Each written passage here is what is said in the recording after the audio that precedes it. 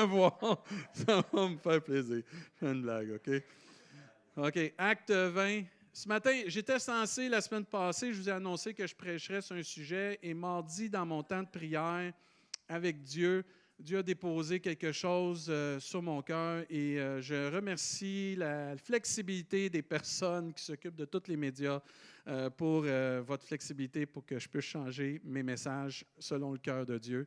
Et je tiens à remercier toute l'équipe là, de diffusion, Sophie et les médias pour tout ce qu'ils font. Je veux remercier aussi ce matin deux personnes extraordinaires, Michel et Carole, qui étaient au froid dans le stationnement. Est-ce qu'on peut les remercier d'avoir été là pour bien faire ça? Merci les boys. Merci. Et ce matin, le titre de la prédication, Je suis connecté à qui? Et ce matin, ça va être un message pastoral qui s'adresse à l'Église, qui va être fait avec amour, mais en même temps, c'est un avertissement ce matin à toute l'Église et à toute personne qui écoute, qui est ici. Je vais faire de mon mieux pour vous l'emmener avec tout l'amour que j'ai et ne pas pleurer. Parce que vous savez que je suis un tendre de cœur, j'aime l'Église. C'est vraiment, j'ai eu un lourd fardeau pour l'Église. Et je tiens à présenter ceci, pas en étant lourd, léger, mais avec sérieux. Vous comprenez? Je vais faire de mon mieux. Ça veut dire que... On y va? Acte 20, verset 25. Mise en contexte de cette lecture, l'apôtre Paul invite les anciens de l'Église d'Éphèse à se réunir ensemble pour discuter. Il leur donne les derniers avertissements, les derniers conseils aux anciens de cette Église-là, parce qu'il va les quitter et il sent dans son cœur qu'il ne verra plus ces personnes-là et eux ne pourront plus le voir. Une grande amitié s'est faite entre les personnes qui dirigeaient cette Église et Paul. Et quand vous lisez même les derniers versets, quand vous allez plus loin, le dernier au revoir a été pénible parce qu'ils ont commencé à pleurer ensemble. Je ne sais pas si vous avez déjà servi avec des personnes dans l'Église, qu'à un moment donné, vous êtes obligé par X raisons vous séparer de ces personnes-là pour un certain temps et même ne plus les revoir peut-être. Il y en a plusieurs ici, vous êtes de d'autres pays. Moi, je l'ai fait quand je me suis envenu ici de Saint-Hyacinthe. La dernière journée qu'on a fait quelque chose à Saint-Hyacinthe, j'ai été obligé d'abandonner mon meilleur ami et de dire, c'est fini, je ne pourrai plus servir avec toi maintenant dans l'Église. Et ça faisait plus de 18 ans qu'on se connaissait puis qu'on était toujours des compagnons dans l'œuvre. Et je vais toujours me souvenir, il était à l'arrière de l'Église, puis il pleurait, puis moi j'étais en avant, puis je pleurais, puis là, il faut l'accepter que Dieu nous sépare. Et Paul, dans cette rencontre, prend ces personnes qui ont chair à cœur, prend ces personnes qui ont travaillé beaucoup pour bâtir cette Église qui est l'Église d'Éphèse, et il va leur emmener plusieurs avertissements, plusieurs conseils. Et là, c'est là qu'on va rentrer dans les conseils qu'il leur a donnés. Ce n'était pas des conseils émotifs, c'était des conseils très sérieux. Parce qu'il savait que sa séparation d'eux était pour causer quelque chose. On s'habitue à travailler avec des gens dans l'Église. On s'habitue à servir Dieu avec des gens dans l'Église. En tout cas, si tu n'as pas vécu ça encore, je te le souhaite. Parce que c'est extraordinaire de pouvoir avoir des compagnons dans l'œuvre. Des amis qui servent avec toi, le Dieu Tout-Puissant. Et, OK, je fais tout mon possible, OK, là? Verset 25.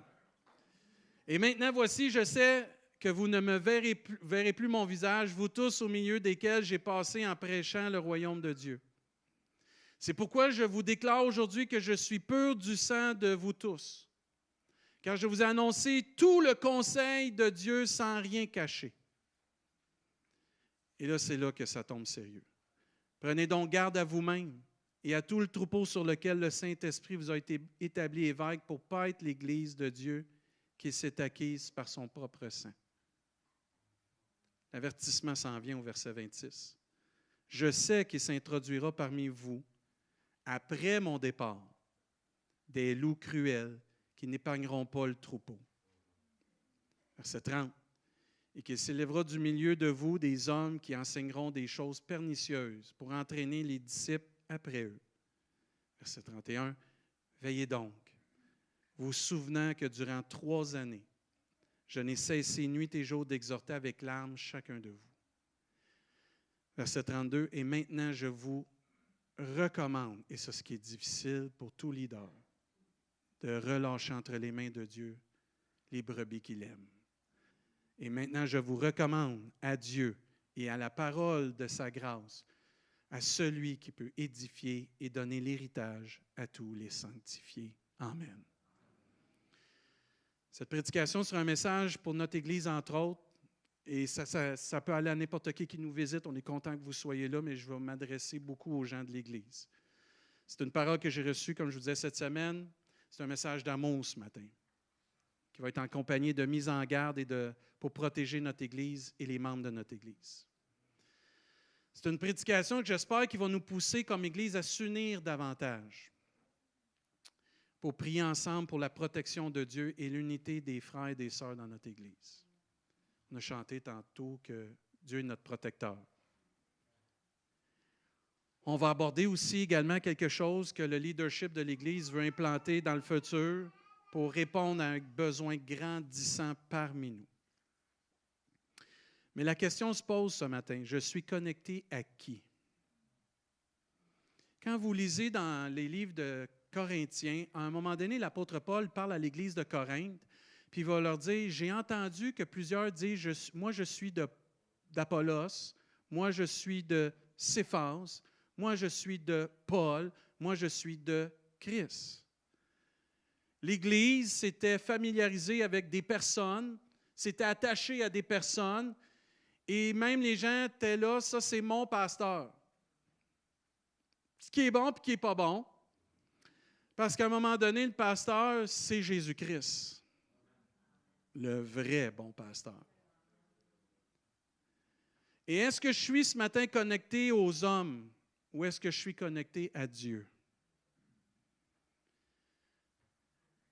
Je l'ai déjà dit du haut de cette tribune, puis je vais leur dire ce matin, ne vous attachez pas à moi, s'il vous plaît. Je vous aime bien gros. Je ne veux pas vous attacher à moi, je vais vous décevoir. Je vais tomber un moment donné, il va arriver quelque chose. Comment ça, tu vas tomber un moment donné? Je suis un homme. Attachez-vous à Dieu. Ça fait 8 ans que je suis ici bientôt. Là. S'il y a une chose que j'espère que vous avez compris, c'est de ne pas vous attacher à moi et de vous attacher à Dieu. Si j'ai réussi à faire ça, là, tout le temps que je vais être ici, là, je vais avoir réussi mon mandat. Je ne veux rien savoir que vous dites David, si, David. Non, pasteur Romain, non, c'est Jésus. C'est Dieu. OK, je comprends qu'on a de l'affection, correct, on est content d'être ensemble, puis que vous priez pour nous, puis que vous nous soutenez. Ça, c'est tout correct. C'est tout correct. Mais ce n'est pas moi qui vous a sauvé. Ce n'est pas moi qui vous a convaincu de justice, de jugement et de perdition. Ce n'est pas moi qui vous a baptisé. Ce n'est pas moi qui vous a donné la vie éternelle. C'est Jésus-Christ. OK? S'il vous plaît. S'il y a une chose, vous voulez me rendre heureux, là, dites ça à un moment donné. Pasteur, mon pasteur, c'est Jésus. Oh, mais là, vous venez de rendre heureux. C'est correct. La parole de Dieu est claire. Maudit soit l'homme qui se confie dans l'homme et qui prend la chair pour appui, qui détourne son cœur de l'Éternel. Mais béni soit l'homme qui se confie dans l'Éternel et dont l'Éternel est l'espérance. Nous devons, comme brebis, comme enfants de Dieu, suivre Jésus et ne pas suivre des hommes. Surtout pas des hommes ou des personnes qui veulent diviser, qui veulent un micro, qui veulent des gens pour les suivre, qui ont des désirs pour avoir des titres, des postes ou une reconnaissance pour satisfaire leur ego, leur ambition personnelle, leur soif d'attention. Et je vais peser beaucoup mes mots dans la prédication d'aujourd'hui. Je tiens à dire très haut et fort ce matin qu'il y a dans cette bergerie, dans cette église, des bergers. Amen. Et je tiens à dire à toute personne qui voudrait faire mal à des brebis dans cette bergerie qu'il y a des bergers. Nous sommes une église en croissance. Ah, j'aime ça. Mais une église en croissance, ça attire toutes sortes de personnes. Et les plus vieux chrétiens, vous le savez. Des personnes qui ont des motifs selon le cœur de Dieu et d'autres qui ont des motifs pour des opportunités, pour leur orgueil, leur gloire et leur intérêt.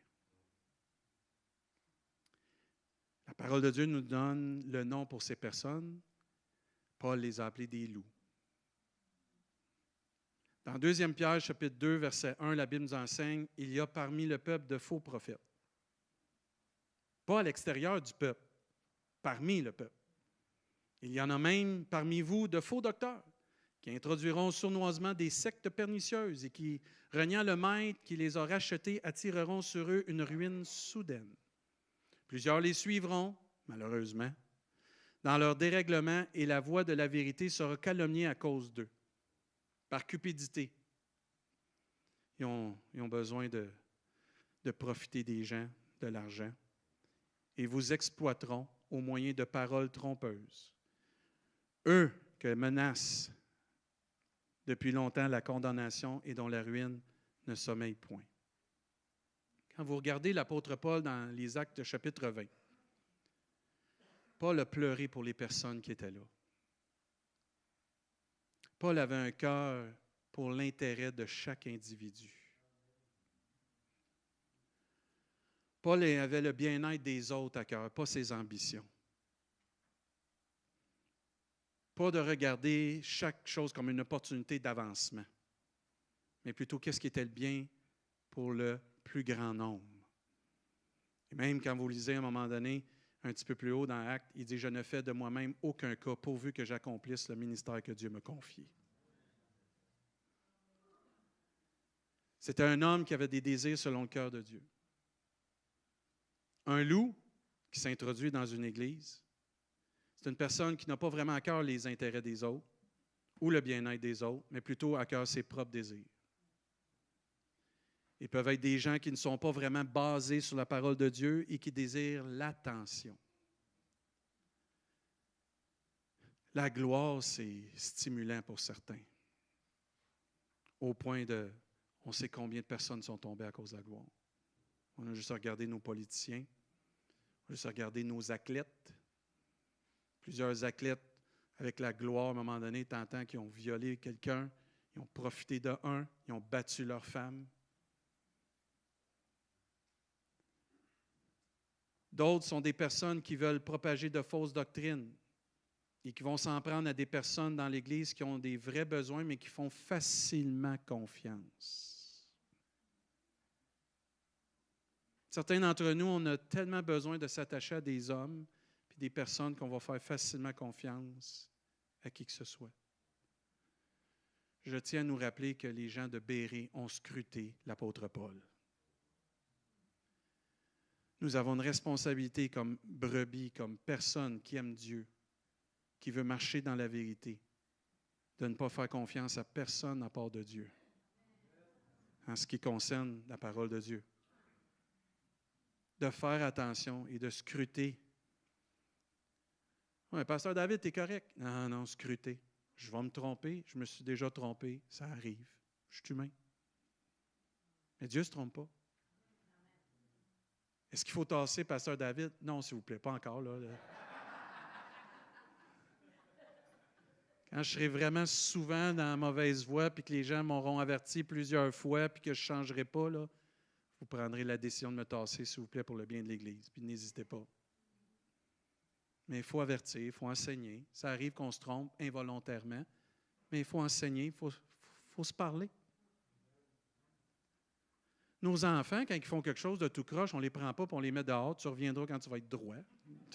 On les enseigne, on les corrige, on répète. Puis à un moment donné, ils viennent qu'à comprendre. Il faut avoir de la patience pour l'erreur. Mais c'est l'esprit en arrière de l'erreur qu'il faut discerner. Vous le savez tous dans votre milieu de travail ou dans votre entourage qu'il y a des gens qui font des erreurs des fois, mais ils ne sont pas mal intentionnés. Mais vous en connaissez d'autres qui sont très mal intentionnés, qui, eux, ont la parole, tu sais, la langue fourchue, puis manipulation, puis malheureusement, il y en a dans l'Église qui s'introduisent dans les églises Et Paul avertissait, parce qu'il était pour quitter ces personnes, de faire attention.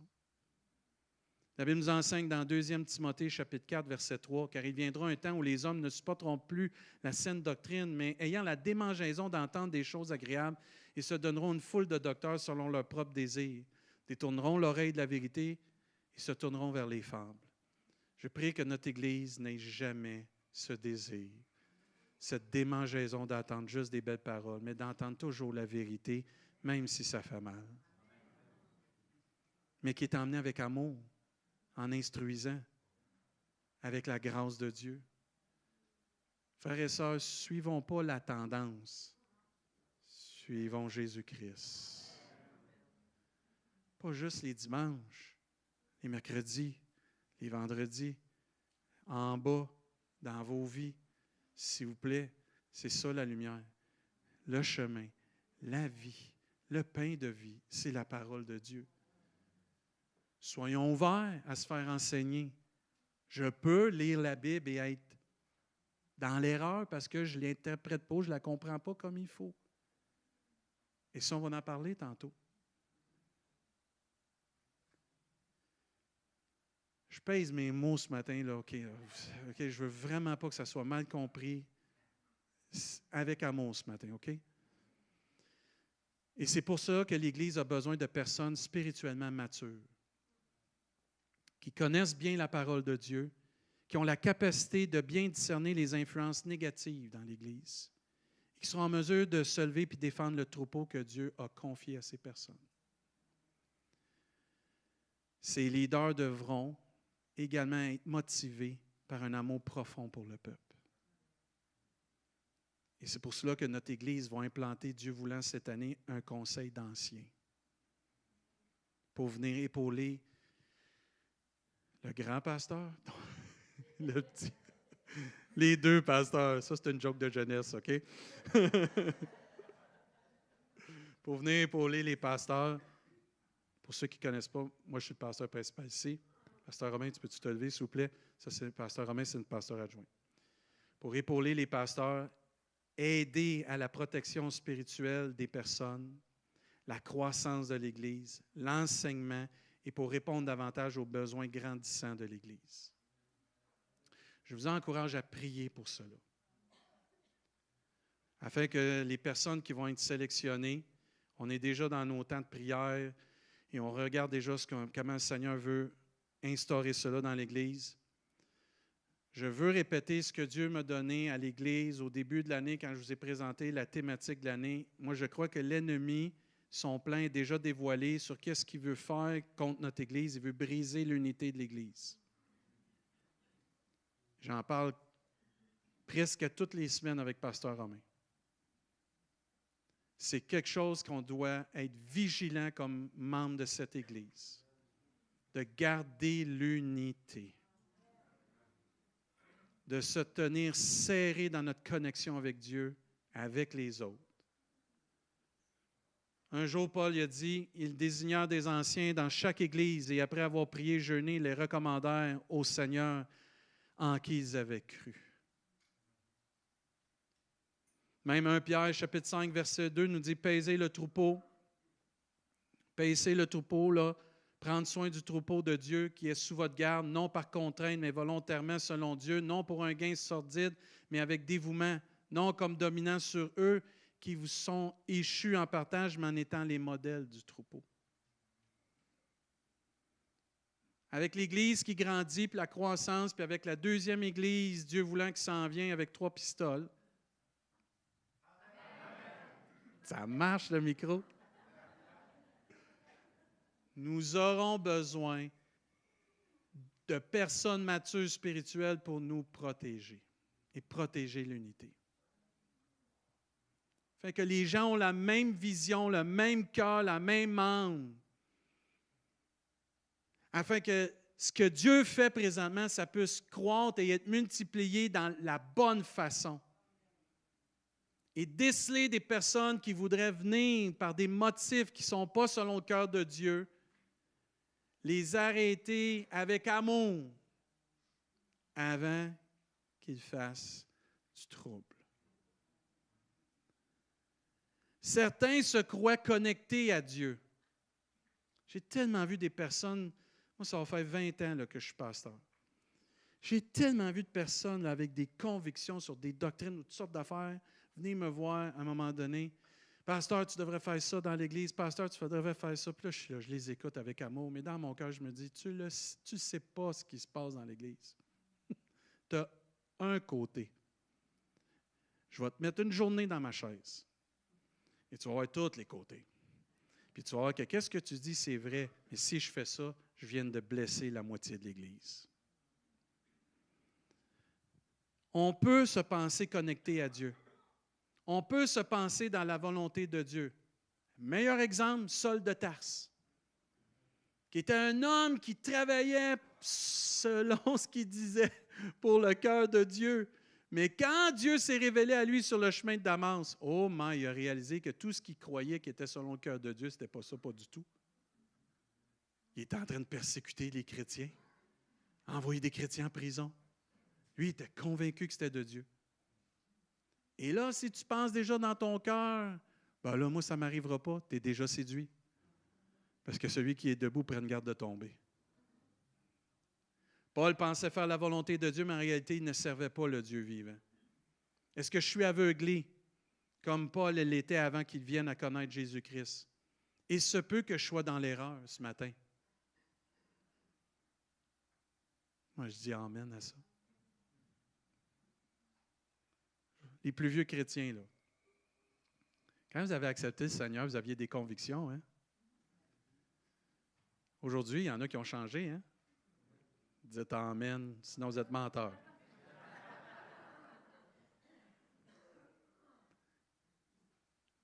À ce moment-là, vous étiez jeune, zélé.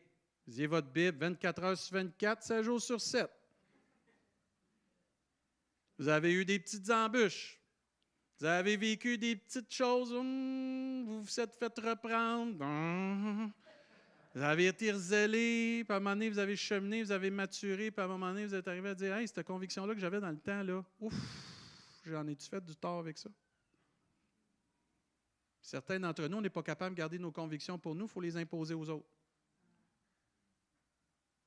Regardez l'apôtre Paul, ce qu'il dit dans Galates, chapitre 1, verset 13. Vous avez su en effet quelle était autrefois ma conduite dans le judaïsme, comment je persécutais à outrance et je ravageais l'Église de Dieu, et comment j'étais plus avancé dans le judaïsme que beaucoup de ceux de mon âge et de ma nation, étant animé d'un zèle excessif pour les traditions de mon père ou de mes pères. Ce n'était pas les traditions de Dieu, là.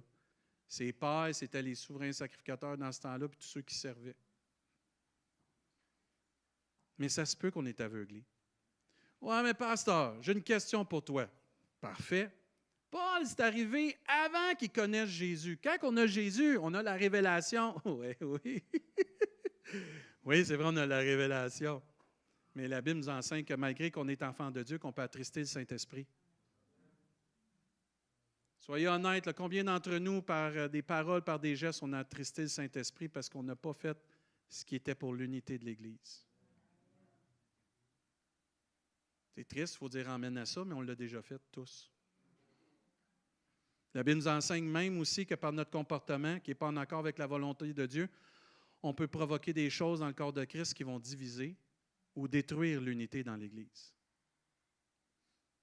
Oui, pasteur, il y a de l'amour dans l'Église. Oui, je le sais, c'est pour ça que je veux la garder, c'est pour ça qu'on prêche ça ce matin.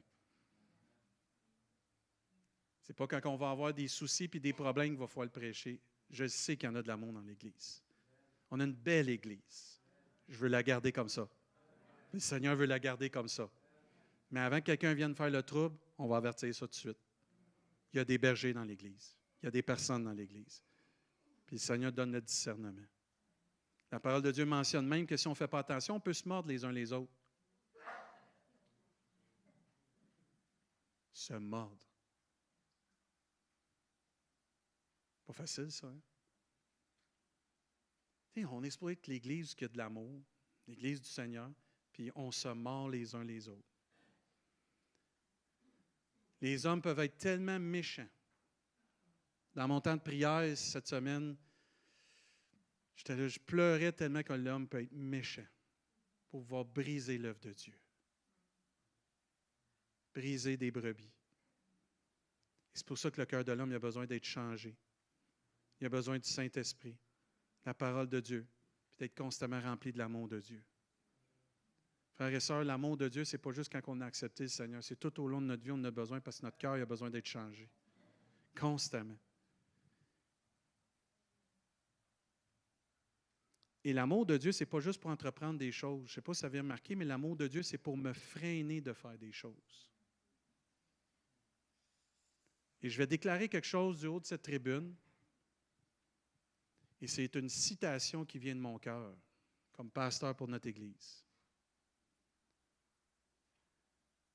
Il y a deux façons de gérer, dans mon expérience, les loups dans une Église.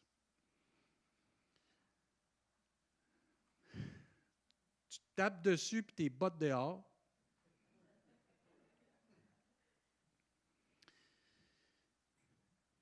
Mais dans mon temps de prière, ce qui m'est venu, c'est que je vais faire appel à l'amour ce matin, qui triomphe de tout, qui ne périt jamais.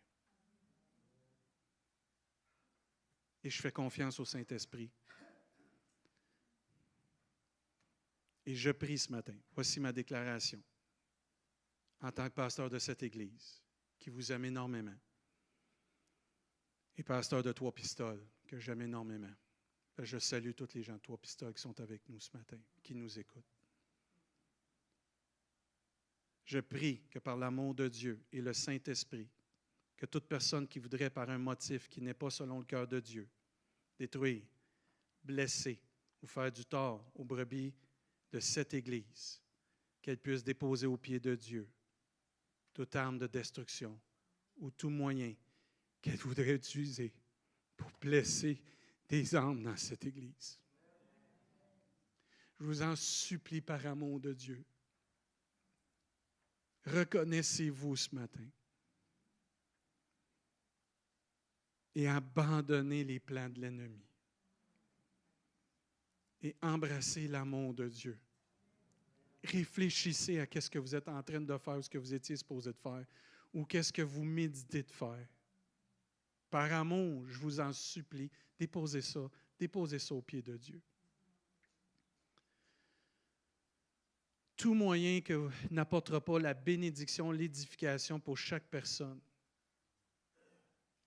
Et réalisez que vous n'êtes pas poussé par l'amour de Dieu, ni par l'Esprit de Dieu, et que vos motifs ne sont pas selon le cœur de Dieu.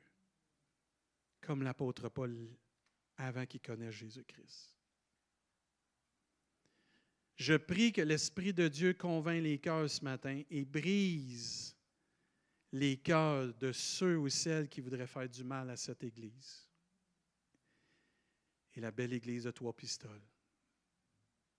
Nous étions 29 à l'Église de Trois-Pistoles la semaine passée. Il y avait 9 personnes dans notre belle Église de Rimouski, puis il y avait une vingtaine de personnes de Trois-Pistoles et les alentours. Je vais là-bas, à toutes les fois que je vais là-bas, je reviens tellement béni. Fatigué, mais béni. C'est une grosse journée. Puis des fois, je pleure parce que les personnes que Dieu a ajoutées à Trois-Pistoles, je suis reconnaissant. Vous êtes vraiment des belles personnes. Puis je rends grâce à Dieu qui vous a conduit là puis qui est en train de bâtir Trois-Pistoles. C'est vraiment beau.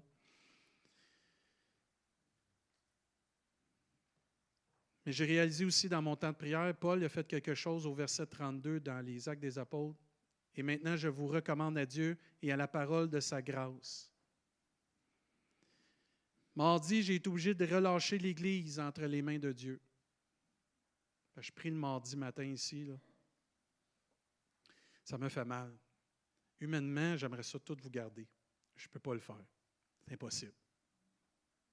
Paul, il voulait faire ça avec l'Église, puis il ne pouvait pas, il devait quitter. Il a été obligé d'abandonner l'Église entre les mains des personnes qui étaient là. Et je réalisais mardi, je dois abandonner l'Église dans les mains du Seigneur, mais il y a une chose aussi, qu'il faut faire des disciples le plus vite possible. Parce que Paul, il dit, je vous recommande à Dieu et à la parole de sa grâce. Et ce que je réalisais, c'est que notre mandat, entre autres, c'est que tout le monde soit connecté à Dieu cette année. Chacun doit devenir un disciple de Jésus-Christ le plus vite possible. Solide dans sa foi, ancré dans la parole de Dieu. Pour que quand les loups vont venir, vous allez reconnaître la voix de Jésus et pas la voix des loups. Qu'on va s'attacher à Dieu. Que malgré qu'il y ait un différend avec un frère et une sœur, je n'irai pas vers la voix d'un loup, je vais rester attaché à la voix du Seigneur qui dit on reste unis. Dieu m'a montré encore plus clairement l'importance de former des disciples selon le cœur de Dieu et d'accompagner le plus de gens possible dans leur cheminement de foi afin qu'ils viennent des brebis connectés et rester connectés à Dieu et non aux hommes. Jésus a donné le mandat très clair dans Matthieu 28. Allez et faites de toutes les nations des disciples et baptisant au nom du Père, du Fils et du Saint-Esprit et enseignez-leur à observer tout ce que je vous ai prescrit. Et voici, je suis avec vous tous les jours jusqu'à la fin du monde. Et c'est pour ça que je veux réenchérir que les cours alpha qui vont commencer avec Pasteur Romain, sous la supervision de Pasteur Romain, sont importants et répondent à un besoin de notre Église de faire des disciples de Jésus-Christ. Oui, ils sont là pour connecter entre les uns et les autres, puis vous allez avoir, on va avoir du plaisir à échanger, puis à garder l'Église unie dans la fraternité, mais ils sont encore plus là pour qu'on développe une connexion solide ou qu'on améliore notre connexion à Dieu par la parole de Dieu. Et ils sont là, entre autres, pour former des disciples qui vont suivre. Et je veux m'adresser à des plus vieux chrétiens qui disent « J'ai tout entendu ce qui se fait sous le soleil. » Ce n'est pas vrai. Je les ai toutes entendues, les prédications. Je n'ai pas besoin de ça. Vous avez besoin d'être là, si Dieu vous met à cœur, pour être des accompagnateurs. Parce qu'ils sont là, les cours alpha, pour former des disciples qui vont suivre Jésus, qui vont demeurer dans le chemin et solidifier leur croyance et devenir des hommes et des femmes de Dieu matures. Je veux m'adresser à tous les leaders de notre Église, toutes personnes qui sont sur des comités d'Église. Votre place, c'est de devenir des exemples et des modèles solides en Jésus-Christ dans la foi. Vous avez une responsabilité en tant que leader d'un comité ou d'être sur un comité d'Église, ou peu importe le ministère dans l'Église, d'être solide dans la foi pour emmener toute personne à connaître Jésus-Christ, à découvrir, redécouvrir Jésus-Christ en étant des exemples que vous êtes dans la parole de Dieu. Priez parce que vous priez et vous êtes inspirés par le Saint-Esprit. Ne vous fiez pas à vos dons et vos talents. Si vous n'avez pas une connexion avec Dieu, vous ne pourrez pas conduire le peuple de Dieu. Mais pasteur, tu mets les standards élevés? Non, non. C'est Dieu qui a mis ces standards-là. Et c'est à nous de prendre notre responsabilité. C'est pour cela aussi que la formation en mars avec notre doyen David Martin de notre école biblique est importante afin d'avoir de l'enseignement qui sera en accord avec la parole de Dieu, qui sera une nourriture pour notre âme, construire une relation avec Dieu avec des outils nécessaires pour devenir un vrai disciple de Jésus-Christ. C'est pour cela aussi également que chacun de nous, on doit développer une connexion à Dieu. Et là, l'importance de la question, je suis connecté à qui? Trop dépendent des connexions des autres. Trop s'attachent à d'autres pour leurs convictions. Il faut que chaque personne de notre belle Église s'attache à Dieu, s'attache à son enseignement et est dirigée par le Saint-Esprit.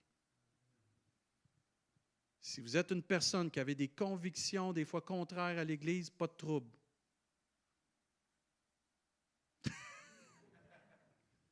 On discute, on dialogue, mais on ne divise pas l'Église.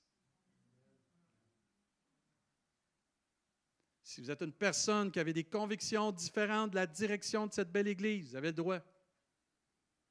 On ne fait pas des clics, on ne fait pas des petits groupes, on garde l'unité dans l'Église, mais on discute avec les gens.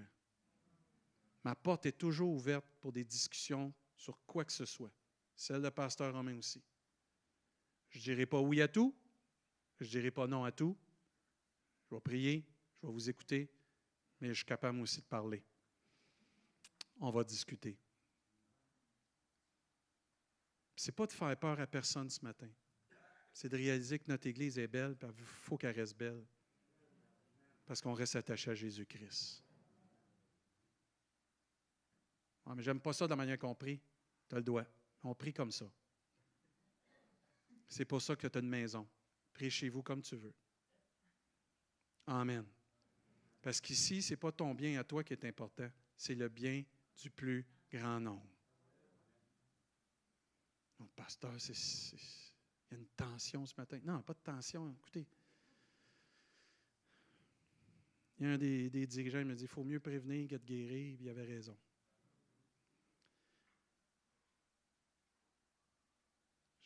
Je termine. Quand j'étais leader de jeunesse, et oui, j'ai été leader de jeunesse pendant plus de 14 ans, j'avais un mandat précis de Dieu pour tous mes jeunes. C'était de faire de mes jeunes des disciples autonomes. Des jeunes que Dieu m'avait confiés, pour moi, c'était de les rendre spirituellement autonomes.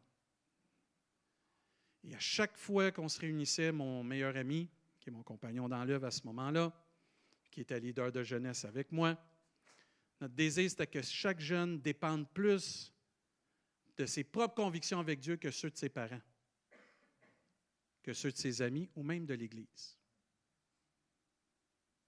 Et la meilleure façon de savoir si tu as des convictions ou tu suis les convictions d'un autre, c'est si tu as une question très pointilleuse et tu ne sais pas quoi répondre, c'est parce que tu n'as pas de conviction. Tu n'as pas été chercher ta conviction. Si je te pose une question sur une doctrine de la Bible et tu n'as pas de réponse, c'est que tu n'as pas ta conviction. Ça veut dire que tu as encore la conviction peut-être du pasteur ou de l'Église ou d'un frère ou d'une sœur. Mais tu dois aller chercher ta propre conviction. Parce qu'on n'est pas toujours tout le monde ensemble. Puis tu as besoin de t'appuyer sur la parole de Dieu. Parce que quand le tentateur va venir, si tu dis, bien, le pasteur il a dit ceci, ça ne vaut pas grand-chose. Mais si tu dis comme Jésus, il est écrit, c'est toute la différence. Et si tu ne connais pas ta Bible, et si tu ne connais pas les choses que Dieu veut te révéler dans ta vie, tu auras de la difficulté. Moi, je voulais que chaque jeune développe sa propre conviction parce qu'il y avait une relation avec Dieu. Et vous remarquez, quand tu as une relation avec Dieu, les convictions viennent tout seules. Là, tu peux jaser de ta conviction avec un frère ou une sœur. Il ne faut pas t'essayer de le convaincre, là. Tu partages, tu échanges, tu es ouvert à ce qu'il va te dire. Ceux qui sont mariés disent Amen. C'est comme ça. Tu ne peux pas imposer ce que. Moi, ma mère faisait une macaroni comme ça. Ben là, mon petit pit, là, c'est temps qu'on est marié, tu vas le manger, pas de viande. C'est comme ça. Ah, c'est vrai pareil. Il y a certains chrétiens, c'est plus fort que vous. Si les gens ne pensent pas comme vous, c'est pas de Dieu. Ils ne sont pas de Dieu, c'est pas bon. Arrête-moi ça. C'est pas comme ça que l'Église reste unie. Oui, mais il va rentrer toutes sortes de choses. Non, il ne rentrera pas toutes sortes de choses. On va cheminer ensemble. On va grandir ensemble. On va apprendre de l'autre. Moi, je ne suis pas arrivé après 20 ans d'années quasiment là, de ministère dans le pastorat avec toutes les réponses au début. J'ai encore plein de réponses que Dieu veut me révéler. Parce que j'apprends encore. Il faut être ouvert à apprendre. Puis ce matin, je veux nous mettre en garde.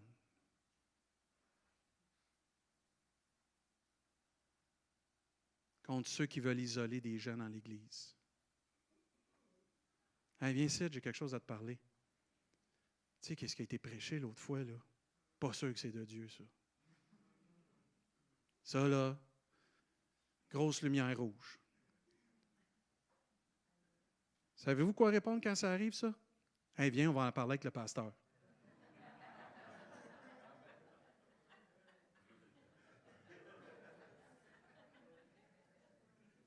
S'il dit non, tu viens de savoir tout de suite qu'il travaille par en dessous pour détruire. S'il dit oui, c'est parce qu'il est à l'aise de dire « Je vais y en parler, il va m'écouter, puis je vais entendre ce qu'il a à dire, puis on va aller prier. C'est pas compliqué, là. Puis si le pasteur n'est pas disponible, on va aller voir tel frère. Je vais en nommer un, là, que vous pouvez aller voir souvent. Pasteur Romain, c'en est un. Danny, c'en est un autre. Allez le voir. Pasteur David n'est pas là, Pasteur Romain n'est pas là. Allez voir Danny. Je l'aime, Danny. Allez voir Danny. Il va prêcher la semaine prochaine. Je l'aime, Danny. Allez le voir. Pasteur, qu'est-ce qu'il a dit l'autre fois? Avez-vous Danny ce qu'il va dire? On va aller voir le pasteur.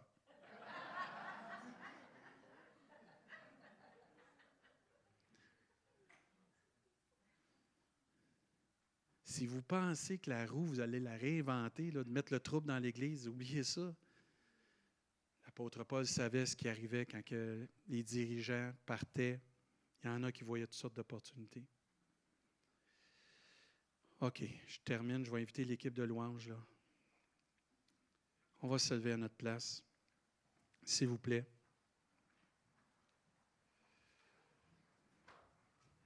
Le but que chacun puisse devenir connecté à Dieu, c'est que chacun puisse rester debout quand il y a des doutes, que chacun peut rester debout quand il y a des fausses doctrines, que chacun peut rester debout quand un loup vient avec des belles paroles.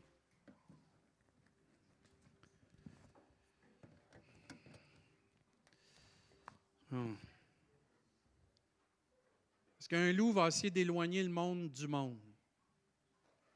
Parce que c'est plus facile de dévorer une personne quand elle est seule que quand elle est entourée. Et c'est pour ça qu'on a besoin de venir à l'Église et se tenir avec des chrétiens. Pour éviter d'avoir une influence qui nous emmène à être tout seul à un moment donné, puis il y en a un qui pourrait arriver, puis à un moment donné, on se rend compte, Seigneur, je me suis fait avoir. Seigneur, je n'ai pas été sur mes gardes, je n'ai pas été vigilant. Puis là, j'ai fait du tort. Ça m'a fait du tort. Une des choses qui est déjà arrivée, qui arrive encore, c'est que dans les églises, il y a des gens qui sont blessés par des gens mal intentionnés. Ce matin, mon cœur de pasteur aspire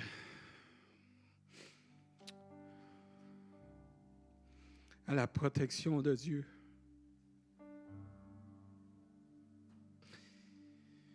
Contre toute personne qui voudrait nous faire du mal. Mais je sais que si on est unis, ces personnes-là ne pourront pas nous faire mal.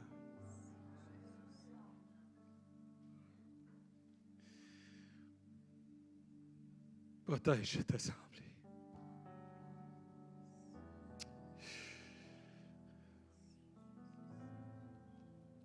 Je vous partage mon fardeau parce que je ne veux pas que mon fardeau soit tout seul. Ce n'est pas au pasteur de prendre ce fardeau-là. C'est à l'Église.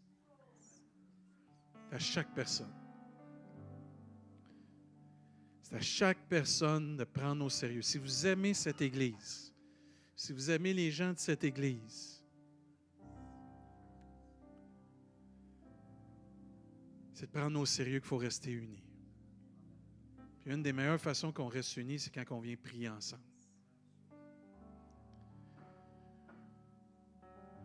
Je suis tenu à découvert devant vous comme pasteur, vous le savez, je ne cache rien, je vis mes émotions, puis je les dis. Pourquoi? Parce que je veux que vous sachiez que la tribune ici, on est vrai et on est authentique.